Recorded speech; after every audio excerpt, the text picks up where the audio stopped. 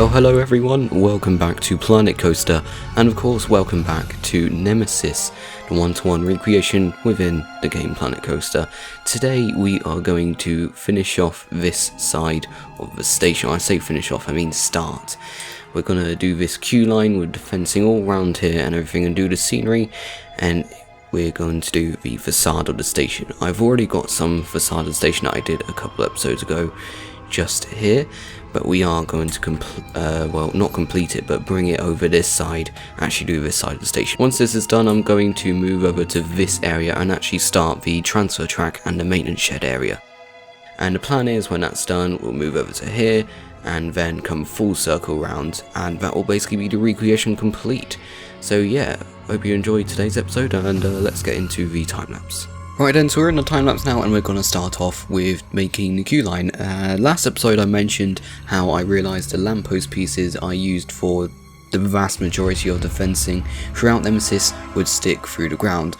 Well, I have sorted that problem out, so we are making a new fence here out of these tiny queue posts. So that's quite odd actually. We're making a queue line fence with queue line posts. I don't know either, but yeah, unfortunately this is going to put the piece count up, but it's just a way to get rid of those lampposts going through the ground. Of course they are still there, I haven't changed them out yet.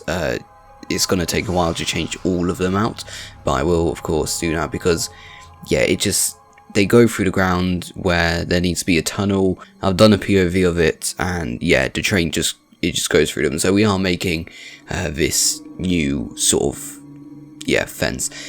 So just placing them in this sort of grid sort of thing, whatever, I don't know, whatever you want to call it. There is a downside to these fence pieces, and that's that they have like a little chain hook on one side of them, because of course they're supposed to be used as posts and you put a chain on them, which is unfortunate really, but it doesn't really matter that much, and it is a very, very small hook, so we can just put that on the other side of the fence. And you might notice here I'm actually building it quite a bit away from the path, and that's actually because the fence is literally right on the cliff.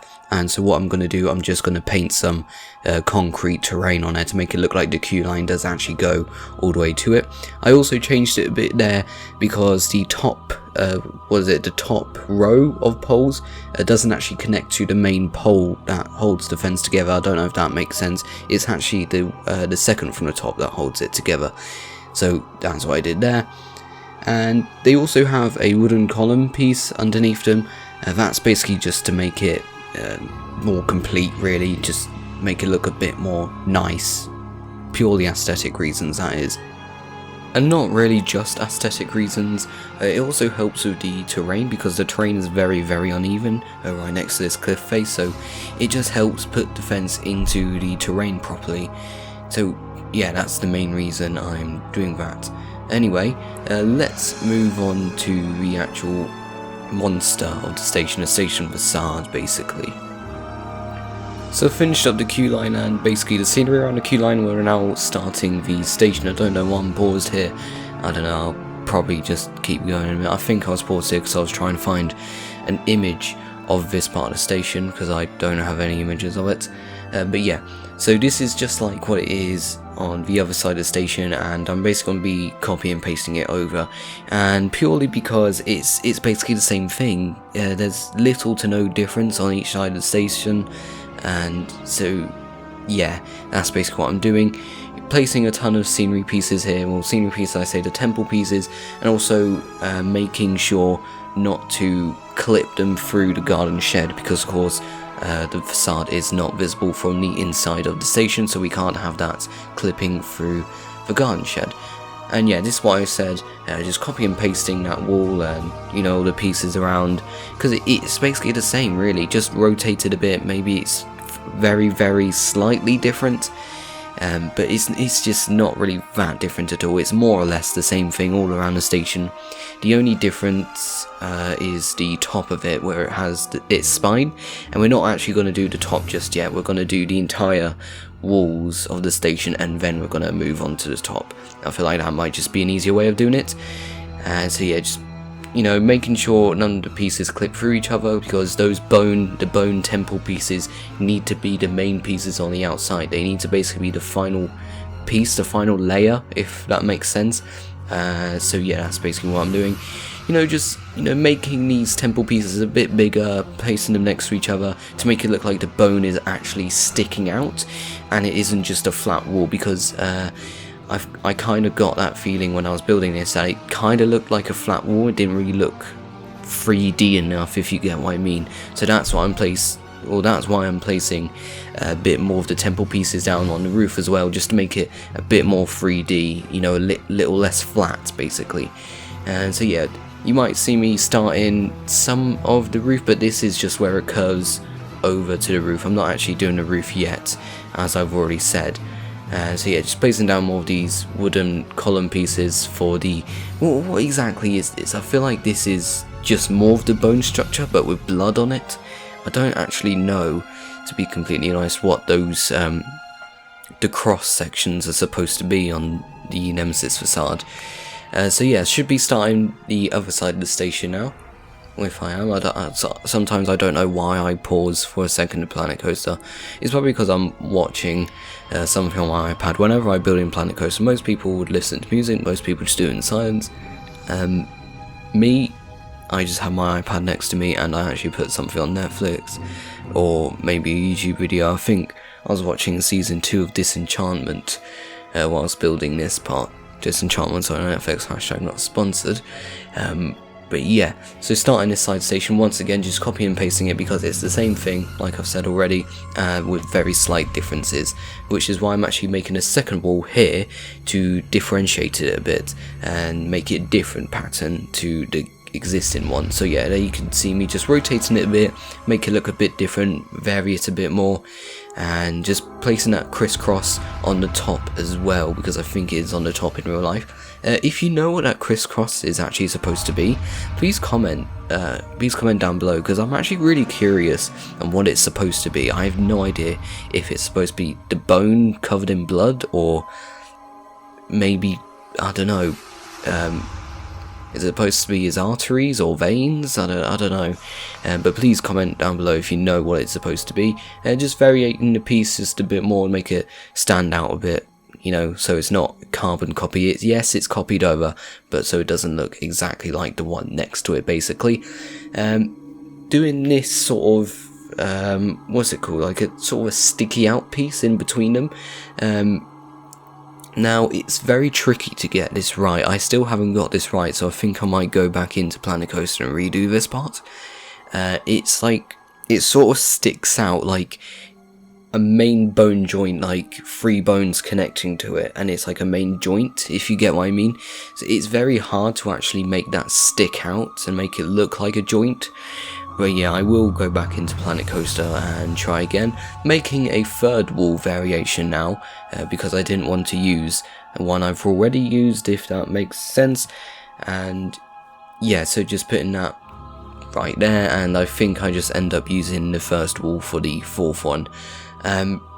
At the time building this, I had no idea there was a tentacle here. I have of course done it, as you'll see later on in the episode, but I had no idea there was a tentacle there. I thought the tentacles were only on the 4 corners of the station, but it turns out they're not. There's actually 6 tentacles, and 2 of them are on each side. So yeah, so I have done that later on in the episode. I must explain here why the path goes down a bit. Because of course in real life, Nemesis, it's a flat sort of terrain. I don't know, it's a flat terrain right to the stairs that go up, and the main reason it goes down like that is because of Planet Coaster's stupid path system. Unfortunately, I had to make it go down so I can actually place it underneath the path above it that goes into the station. Anywhere closer to it, it just would not let me place it down. And so it's very, very frustrating sometimes, and you know, it annoys me. And it does seem like they haven't actually changed the path system a lot, looking at the Planet Zoo beta from the live streams that Silverette did, and I think Rudy Renkamil did a live stream as well from Gamescom, and it looks like they haven't really changed the path system that much, which is It's very annoying. I just love a path system where you can make an outline and then like paint it in, so you can make really good plazas and really cool path curves. Like, I would honestly love that in Planet Coaster, but unfortunately it's still a piece by piece path system, which is slightly annoying, because to be honest, I'll go as far as to say RCT3's path system is better than Planet Coaster's path system. It really is better. I definitely prefer RCT3's path system to Planet Coaster's. I would take it over Planet Coaster any day, and that does say something, or that's just my preference really, because with RCT3 it's just a gridded system.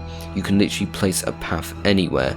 Like, it doesn't try to place it for you. It's not a certain length, it's not a certain width, it's just one by one square that you place down, and it doesn't matter how close it is to another path, you can always place it down. And you just can't do that in Planet Coaster. And Planet Coaster is piece by piece, you know, there's certain lengths, there's certain widths, you can't place them down next to each other, so where they connect. And yeah, that's why I prefer RCT3's path system. I haven't actually played RCT3 in 2 years, I think now. I stopped playing RCT3 in about August 2017, and those extremely long time subscribers of my channel will know that that RCT3 coaster I did was the first proper video on this channel. So if you want to scroll all the way down the videos page and actually find that, I think it's called Tailgate, and that was the first ever proper video of this channel. So yeah, just doing the queue line on this side, and I think I eventually realised that the hooks for the hooks on, well, not the hooks, what am I saying? The hooks for the fence are actually on the inside, and they can't be on the inside, so I am going to go back and fix that. I don't know when I realised it, but I think I realise it now or something. In real life, there is an extended queue that goes a bit more up.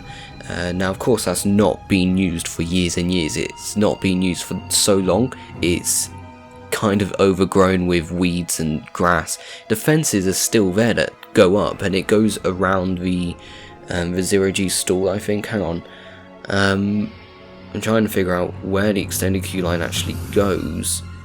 I think the extended queue line, it goes all the way up the hill, around the pre-drop section, and on top of the hill that overlooks the vertical loop. And then there's that one that I just did the fencing for, which goes around the 0G stall. But yeah, none of those extended queue lines have been used for a very long time. I believe, you know, the last time an extended queue line was used on Nemesis was earlier this summer, and that was only up the hill. It wasn't around. No, it was around the pre-drop section, but you know, it wasn't beyond that. And it's purely because Nemesis just isn't that popular among the GP anymore. When it first opened in 1994, yeah, I'm sure they used that extended queue a lot, because back in 1994, Nemesis was this big new thing that everyone was thrilled about. Everyone was amazed by Nemesis. These days, Nemesis is still an amazing coaster, and it's definitely one that I'm proud of that's in the UK, but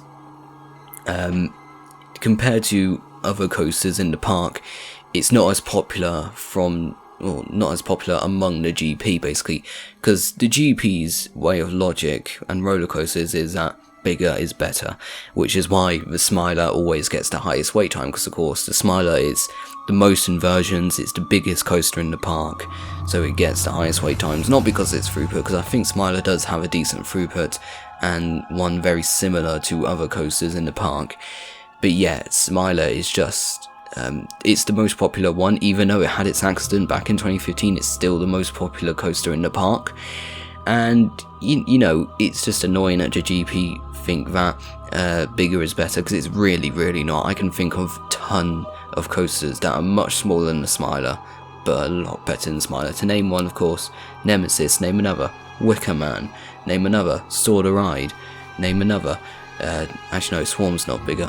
Oh god, I didn't even realise that. Right, that's the end of the time lapse. I've been talking for too long. Thank you very much for watching today's Nemesis video. Enjoy these cinematics, and I'll see you all very, very soon. Goodbye.